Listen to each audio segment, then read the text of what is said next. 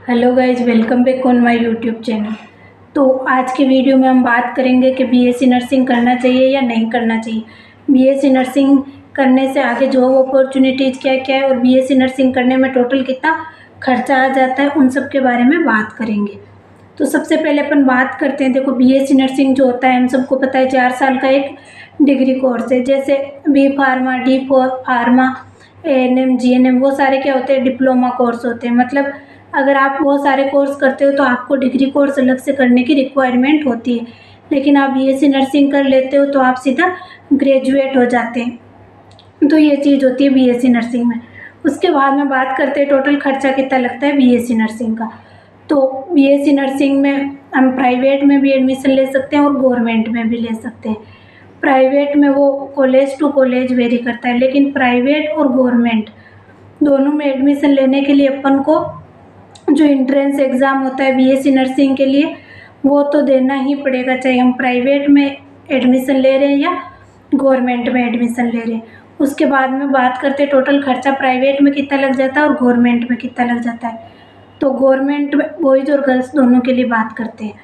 तो गवर्नमेंट में जैसे बीएससी नर्सिंग का 1 साल का गर्ल्स के लिए 21,000 फीस होती है और बॉयज़ के लिए 50,000 होती है। और वहीं प्राइवेट में बात करें तो प्राइवेट में 1 लाख से 1.5 लाख होती है। यह तो अपनी कॉलेज फीस होती है। उसके साथ में हॉस्टल फीस के भी खर्चे लगते हैं। जब एग्ज़ाम आता है सेमेस्टर, 1 साल में 2 बार सेमेस्टर के एग्ज़ाम हो जाते हैं, तो उनको जब सेमेस्टर के लिए फॉर्म फिल करते हैं तो तभी 2,000 रुपये तो लगते ही है, तो 4,000 रुपये वो हो गए। उसके बाद में बुक्स के भी बहुत सारे पैसे लगते हैं। और फिर जहाँ आप रह रहे हैं, जिस एरिया से आप कॉलेज कर रहे हैं, तो आप जहाँ रह रहे हैं वहाँ के रहने के खर्चे भी बहुत ज़्यादा लगते हैं। तो ये तो हो गए अपन के खर्चे के। गवर्नमेंट में कितना लगता है, प्राइवेट में कितना लगता है। तो गवर्नमेंट में आप देख लो, गर्ल्स के लिए 50,000 मान के चलते हैं कि 12 मंथ की टोटल रहने का खर्चा लग जाता है, चाहे आप कितने ही लो रेंट में क्यों ना रहो। और 20,000 रुपये ऐसे लग जाते हैं जो कॉलेज फीस है। तो टोटल 70 से 80,000 के बीच में लग जाते हैं। और बॉयज़ के लिए तो ज़्यादा ही होते हैं, क्योंकि उनके लिए अगर गवर्नमेंट से करते हैं तो 1 लाख आ जाता है रहने और उसका कॉलेज पूरे का। और अगर प्राइवेट से करते हैं तो आप समझ जाओ कि वहाँ पे जितनी फ़ीस होती है उसके अकॉर्डिंग ज़्यादा खर्चा आ जाता है। अब अपन बात करते हैं इसके बाद में जॉब अपॉर्चुनिटीज़ क्या क्या है बॉयज़ के लिए और गर्ल्स के लिए। तो जैसे कि हमें पता है गर्ल्स के लिए बीएससी नर्सिंग अच्छा है, लेकिन किस रेस्पेक्ट में अच्छा है वो देखते हैं। तो देखो, सबसे पहले गर्ल्स जब बीएससी नर्सिंग करती है तो एम्स का फॉर्म फिल कर सकती है। और एम्स के फॉर्म में क्या होता है, 80-20 का रेशियो है। मतलब 80% गर्ल्स को लिया जाता है और 20% बॉयज़ को लिया जाता है। और एम्स का जो फॉर्म होता है वो 2 स्टेप्स में होता है, ठीक है। और हर 6 महीने में एम्स का फॉर्म आता है। तो इससे आप देख सकते हैं कि एम्स में गर्ल्स के लिए बहुत अच्छी अपॉर्चुनिटीज़ है। हर साल में 2 बार फॉर्म आ जाता है, उसमें भी 80% गर्ल्स को लिया जाता है। लेकिन बॉयज़ के लिए उतनी नहीं है, क्योंकि बॉयज़ पढ़ते उतना ही है, फिर भी बॉयज़ को कितने 20% लिया जाता है। उसके बाद में दूसरे स्टेट लेवल के भी बहुत सारे एग्ज़ाम आ जाते हैं, जैसे CHO के या फिर नर्सिंग ऑफिसर वगैरह के। तो ऐसे करके बहुत सारे एग्ज़ाम आ जाते हैं स्टेट लेवल के। सेंट्रल लेवल के भी आ जाते हैं, जैसे RRB, ESIC। तो इनके बहुत सारे एग्ज़ाम जो वैकेंसीज है वो आती रहती है। रेलवे में भी वैकेंसीज आती है। तो ऐसे करके वैकेंसी जो तो बहुत सारी आती है। अगर यहाँ पे नंबर नहीं आता तो अपन एब्रॉड भी जा सकते हैं, क्योंकि एब्रॉड में भी नर्सिंग के लिए एज़ कम्पेयर टू इंडिया वहाँ पे अच्छी सैलरी मिलती है। तो ये चीज़ है। अब उसके बाद में ये तो अपन ने गवर्नमेंट के बारे में बात कर ली। जो मतलब एम्स ही एक ऐसी जगह है जहाँ पे गर्ल्स को 80% है और बॉयज़ के लिए 20% है। बाकी सारी जगह 50-50 का ही रेशियो, चाहे RRB हो चाहे ESIC हो, उनके लिए 50-50 का ही रेशियो रहता है। और एम्स का फॉर्म हर बार साल में 2 बार ही आ जाता है। तो ये अपन ने बात की है इसके बारे में कि जॉब अपॉर्चुनिटीज़ क्या क्या है। अगर यहाँ पे आपको लगता है कि इंडिया में अच्छा पे नहीं करें तो अपन फॉरेन भी जा सकते हैं। अब उसके बाद में अपन बात करते हैं इज़्ज़त कितनी है नर्सिंग में। देखो, ऐसे कोई वो वाली बात नहीं है कि नर्सेज की इज़्ज़त नहीं है, डॉक्टर की इज़्ज़त है, नर्सेज की कोई इज़्ज़त नहीं है इसलिए हम नर्सिंग नहीं करेंगे। ये तो सबसे बड़ी बेवकूफ़ी की बात होती है, क्योंकि जो हॉस्पिटल है वो एक सीरीज़ में चलता है, उसमें सबकी रिक्वायरमेंट होती है, डॉक्टर की भी रिक्वायरमेंट होती है, नर्सेज की भी होती है, माइक्रोबायोलॉजी वाले माइक्रोबायोलॉजिस्ट जो लैब होती है उनके लिए भी रिक्वायरमेंट होती है, जैसे DMLT किए हुए वालों की, मेडिकल्स में जो रहते हैं उनकी भी रिक्वायरमेंट होती है, OT टेक्नीशियन की भी रिक्वायरमेंट होती है क्योंकि OT में OT टेक्नीशियन भी चाहिए, एनेस्थेटिक्स की भी रिक्वायरमेंट होती है। तो सबकी रिक्वायरमेंट होती है, ऐसा नहीं है ओनली फॉर डॉक्टर ही सबसे बड़ा है। सब डॉक्टर ओनली फॉर जो फिजिशियन है वो क्या करेंगे, जो भी मेडिसिन है उसको प्रेस्क्राइब करेंगे, लेकिन केयर करना किसका काम है, नर्सेज का। जो भी जितना भी डॉक्टर जो पेशेंट है उसका इनपुट आउटपुट जो भी चार्ट है वो कौन मेंटेन करती है, नर्सेज ही करती है। तो इसलिए ऐसा कुछ नहीं है कि डॉक्टर की इज्जत है नर्सेज की नहीं है, सबकी इक्वल है, क्योंकि मतलब हर सबका काम होता है। ऐसे नहीं है कि ओनली फॉर डॉक्टर से काम चल जाएगा, ओनली फॉर डॉक्टर से भी काम नहीं चलने वाला, ओनली फॉर नर्सेज से चल जाएगा तो ओनली फॉर नर्सेज से भी काम नहीं चलने वाला।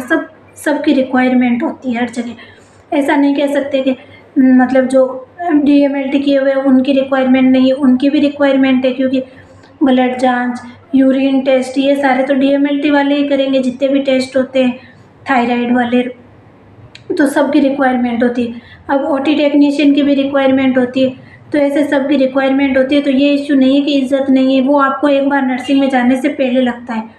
नर्सिंग में आप चले जाते हो ना तो आपको खुद को फील हो जाता है कि कितना वर्कलोड होता है, आपको ड्यूटीज़ भी करनी होती है। जैसे अभी हमारी भी बहुत सारी ड्यूटीज़ लग रही है, पूरे दिन ड्यूटी लगती है, सुबह 8 बजे से 2 बजे तक, तो ड्यूटीज़ भी लगती है। अपन को कॉलेज में असाइनमेंट भी जमा करवाने होते हैं, टाइम टू टाइम फाइल भी बनानी होती है, फिर इतने टाइम में एग्ज़ाम भी आ जाते हैं, क्योंकि हर 6 मंथ से एग्ज़ाम होते हैं। तो 3 महीने तक हॉस्पिटल ड्यूटी जाते हैं, 1 महीने तक फाइल बनाते हैं, फिर पढ़ने के लिए तो 2 महीने ही बचते हैं।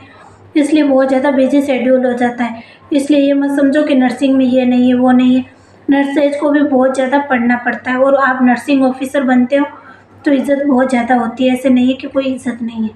तो ये रेस्पेक्ट वाला हो गया। अब दूसरी बात करते हैं अपन, इसके नेगेटिव पॉइंट को भी देखते हैं। देखो, अब नर्सिंग में कंपटीशन जो है ना वो बहुत ज़्यादा हो गया है। जैसे बहुत सारे स्टूडेंट जो है ना वो नर्सिंग करे। अब सारे तो गवर्नमेंट में लगने से रहे, क्योंकि गवर्नमेंट की जो सीट्स है वो फिक्स होती है। मतलब हाँ, एम्स की जो वैकेंसीज आती है उनमें भी 80% गर्ल्स है और 20% ही बॉयज़ है, तो सारे बॉयज़ तो लगने से रहे। RRB, ESIC इनकी वैकेंसीज भी 3 साल से एक बार में आती है।